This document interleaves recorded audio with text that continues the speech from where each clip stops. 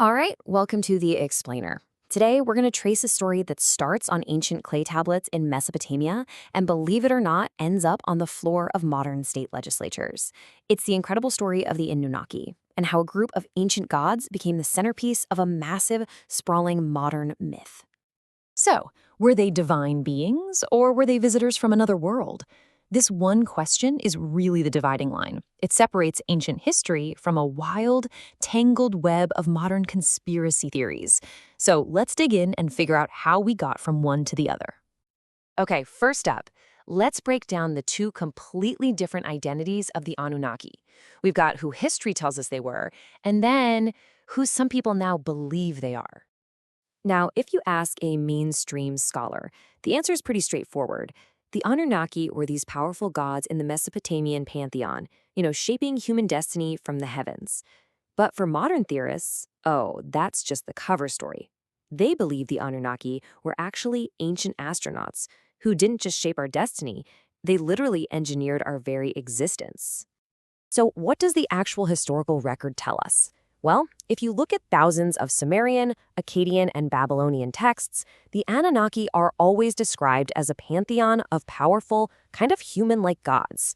Their name means princely offspring, descendants of the heavens and the earth, and they basically sat on this divine council to decide the fate of all humanity.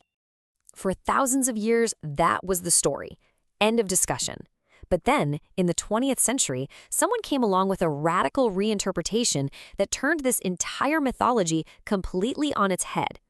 So how in the world did we get from ancient gods to alien astronauts? Well, that whole shift can pretty much be traced back to one guy, an author named Zecharia Sitchin. In his 1976 book, The 12th Planet, Sitchin dropped this bombshell of an idea, claiming it was all based on his own, and let's just say deeply controversial, translations of ancient Sumerian texts. And look, Sitchin's idea wasn't just some small theory. No, it was this massive cosmic epic. He argued that all those ancient myths weren't just stories or allegories. They were literal history. He painted this picture of a rogue planet, a crazy collision that creates Earth, a desperate mission to mine gold, and then, the grand finale, the genetic creation of humanity to serve as a slave race. You see, Sitchin's whole ancient astronaut thing, it didn't just stay in the past. It became something of a launch pad, a kind of grand unified theory of conspiracy that connected and fueled a whole bunch of other modern myths. And this is where the whole story takes a major turn, right from the ancient world into our modern day. The core idea that these powerful, maybe non-human entities are secretly operating from the sky, it just morphed.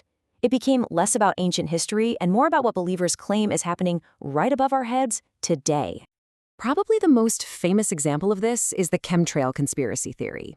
You've probably seen those long white trails crisscrossing the sky behind jets. The theory says those aren't just harmless water condensation.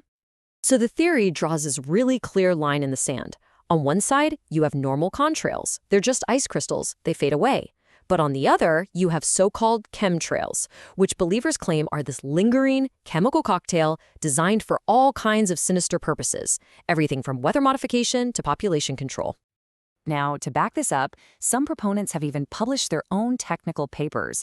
This chart here, for instance, tries to prove a link by claiming the elements found in rainwater after a supposed spraying match up with toxic coal fly ash, which is a nasty industrial waste product.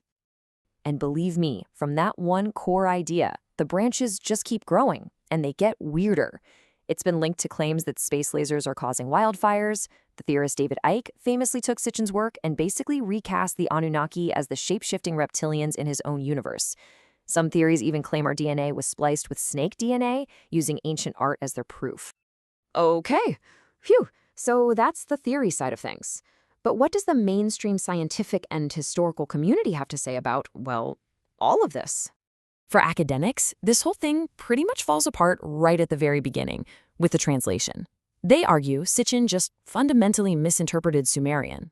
For example, he claimed the symbol DIGIR could mean pure ones of the blazing rockets, but every single mainstream Sumeriologist will tell you it just means God or deity.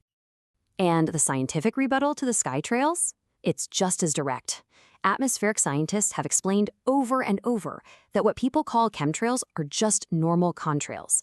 How long they last, how they spread, Even those grid-like patterns, it's all totally predictable based on humidity, wind, and planes flying along established flight paths. And this is a fantastic example of how an image can be totally taken out of context.